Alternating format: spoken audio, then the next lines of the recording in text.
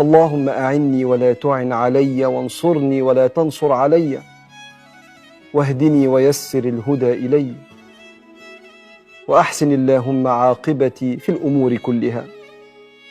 اللهم لا تكسر لي قلبا ولا تصعب علي أمرا، واكفني اللهم جهد البلاء وسوء القضاء، يا مولاي ويا سيدي. ازيكم حبايبي؟ عاملين ايه؟ يا رب تكونوا بخير. اللهم صل وسلم وبارك على افضل الخلق سيدنا محمد عليه افضل الصلاة والسلام. يوم جديد وفيديو جديد وروتين جديد، يا رب يكون يوم سعيد عليكم كلكم يا رب. من بالليل انا كنت شاده الستاره دي ومقفله كده عشان خاطر الجو بيكون برد والستاره دي تقيله، فايه بقفل بيها كده الشباك. فاول ما صحيت بقى كده رحت ايه بقى فتحت الشباك وشديت الستاره اللي بره دي، وقلت بقى ايه كده ايه الهوا كده يدخل الشقه وهوا يعني نضيف كده. لازم نفتح كل يوم الشبابيك نهوي الشقه. انا بفتح الشبابيك كده ساعتين بس، وبعد كده ببتدي بقى ايه اقفل تاني، بفتح السلك بس واخلي ايه هوا يكون داخل يعني كده خفيف، يعني مش طول اليوم يعني ببقى فاتحه الشباك كده على الاخر. المهم زقيت الزرع، وعايزه اقول لكم ان انا الشمس اصلا ما بتدخلش شقتي خالص غير الحته الصغيره اللي انتوا شفتوها دي. فانا هنا كنت نشره غسيل من قبلها بيوم، بس كنت نشراه بصراحه بالليل، وانتوا عارفين ان الغسيل في الشتاء فبياخد وقت. فانا لقيت كده شمس جايه على الغسيل، فقلت خلاص اسيبه ايه يتشمس شويه شويه، وافتح بقى الشباك على الاخر وابتدي بقى ايه انضف كده الانتريه. مسكته بقى كده انا نفضته كله. الشلت شلتها برضو ونفضت تحتيها، بس مش بتاعه الكراسي بصراحه. مسكت بقى الخشب ده كله برضو كده لمحته. لو الانتريه بتاعك فيه خشب لازم تلمعيه اول باول، علشان خاطر التراب لما بيتراكم على الخشب دوت بيدي كده لون غمقان. مهما مسحتيه برضو بيفضل ماسك فيه، خصوصا لما بيكون فيه القيم دي اللي هو الخشب المزخرف دوت. فبتلاقي بقى ايه التراب بيمسك فيه، فبتخليه لونه مغمق كده مش حلو. لكن انت ايدك اول باول على طول فيه تنضفيه، ما تخليش في التراب خالص بصراحة. بيفرق جدا لما بتمسحيه اول باول، بيفضل دايما كده بلمعته. طبعا تسيبح معانا هنا في كل فيديو. المهم مسكت كده الانتريه نفضته خالص. شلت الشيلات كلها، نفضت تحتيها، وابتديت بقى ايه اظبط الكوشن بتاعه واحطه كده عليه. تمام. وبعد كده بقى دخلت على الخشب زي ما انتوا شايفين كده ومسحته. اللي انا بعمله دلوقتي دوت مش روتين اسبوعي، ده روتين يومي، دايما بعمل كده. بس بصراحة الخشب مش بمسحه كل يوم، لكن بمسك الانتري بنفضه خالص وبرفع الشلت وانفضها.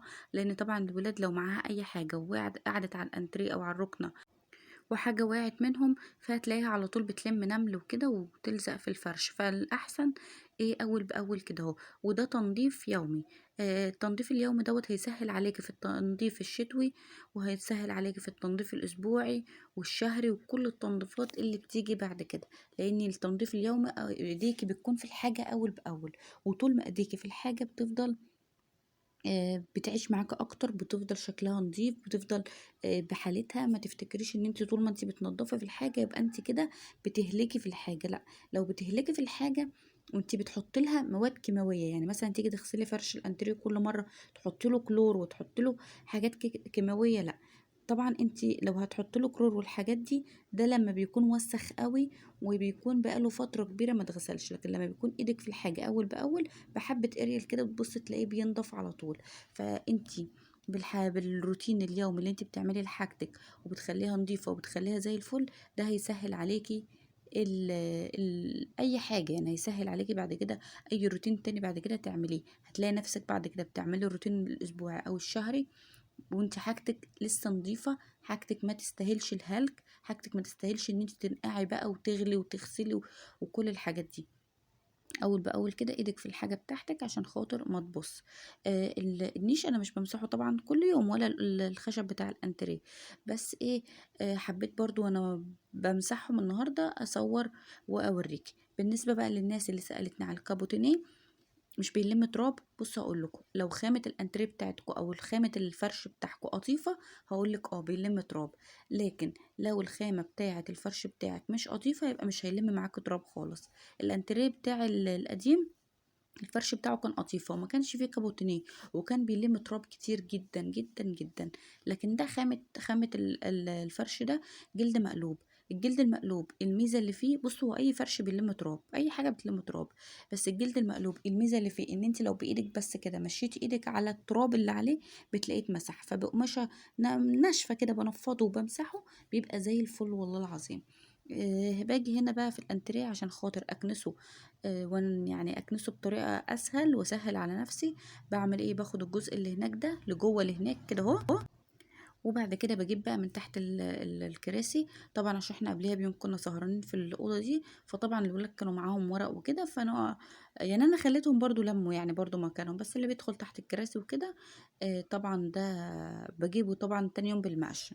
وشلت كده الماسوره بتاعه الستاره لان هي كانت واقعه، ولميت الورق، وبعد كده هجيب الجاروف والم التراب اللي معايا. يبقى انا كده خلصت من الجزء اللي هناك اللي تحت الكراسي والجزء بتاع الحافظه، وبعد كده بقى ببتدي اجيب من الاول الحافظه لغايه الناحيه التانية لورا.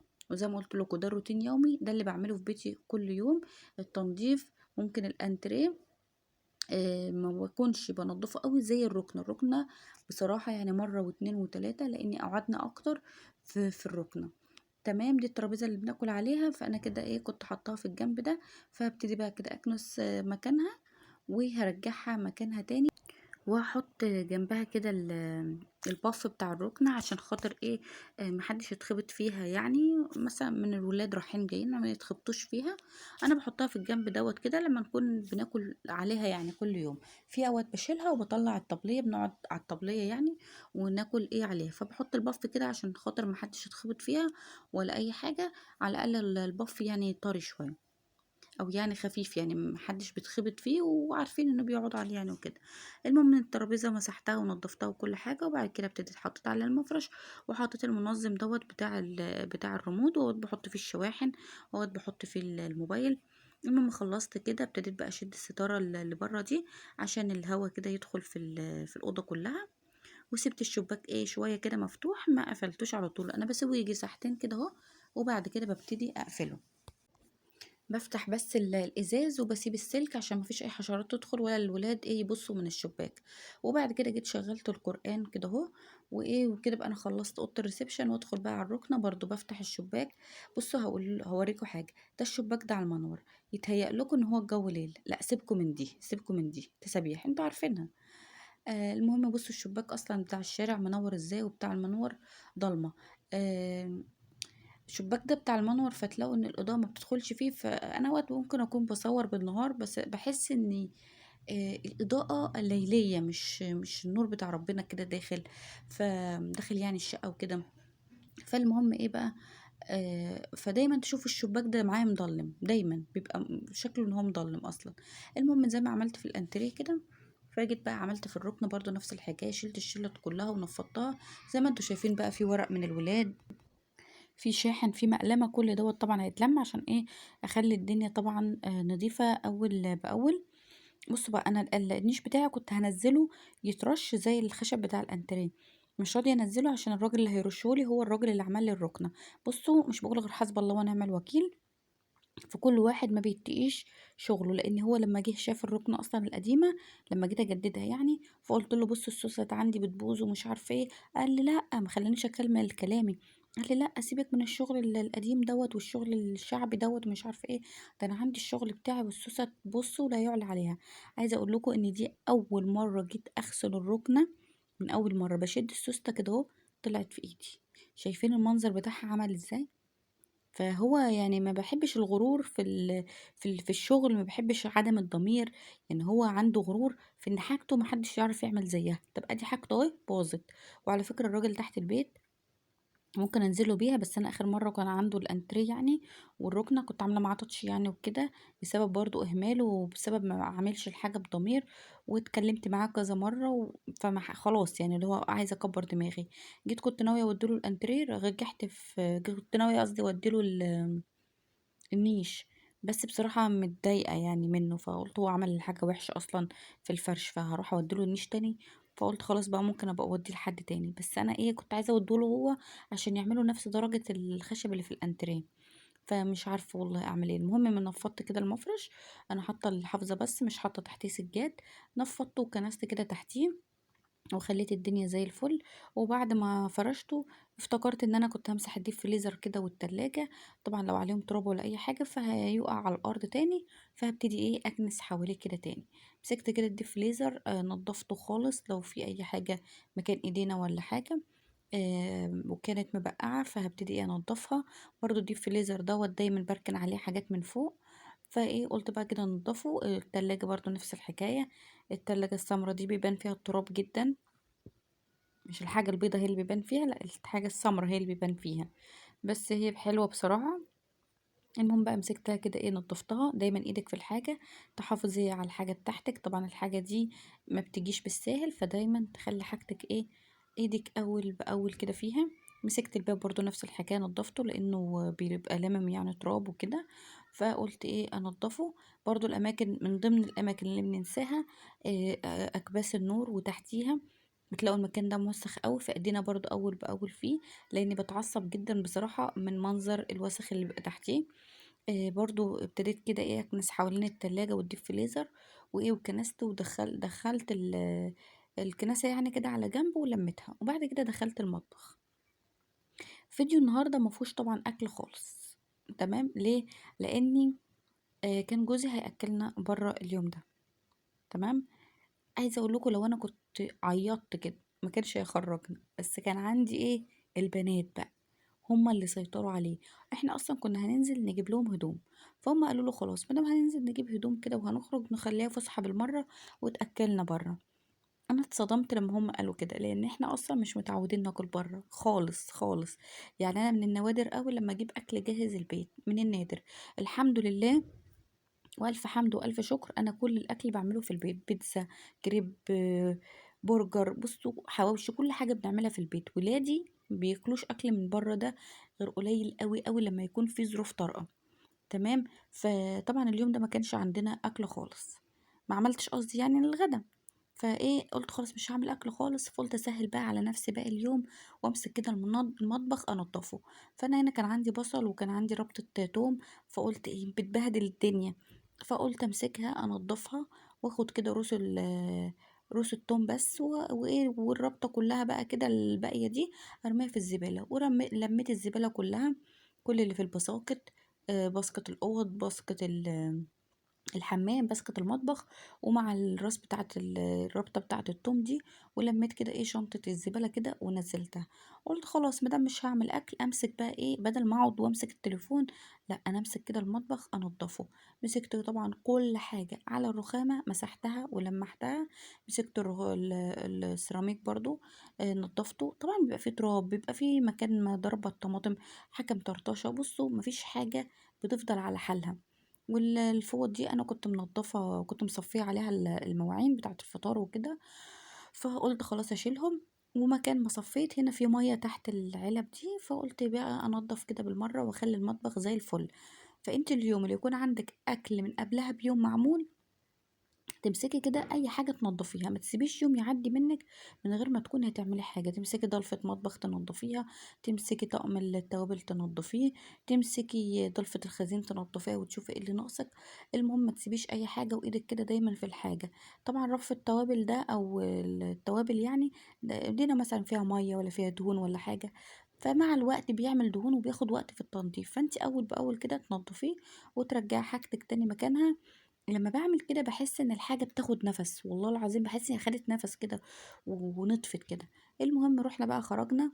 كلمة بوسي بنتي كانت دايمًا تقول لباباها: أنا عمري ما أعرف طعم البيتزا من برّه دي إيه. بُصّوا إحنا البيتزا دي كنا بنشتريها زمان من برّه، لكن أنا ابتديت لمّا ولادي بقى ابتدوا كده يكبروا وكده، ابتديت أعملها لهم دايمًا في البيت، فما باكلّهمش بيتزا من برّه. فقعدوا بقى يقولوا إحنا عايزين ناكل بيتزا من برّه والكريب وعايزين ندوق أكل برّه. فابوهم قال لهم ماشي، هو ما كانش راضي بصراحة، كان تعبان وعايز ينام. فقال لهم لا بنتي عمالة تعيط وكده، فقال خلاص ما زعلهاش وتعالوا يلا.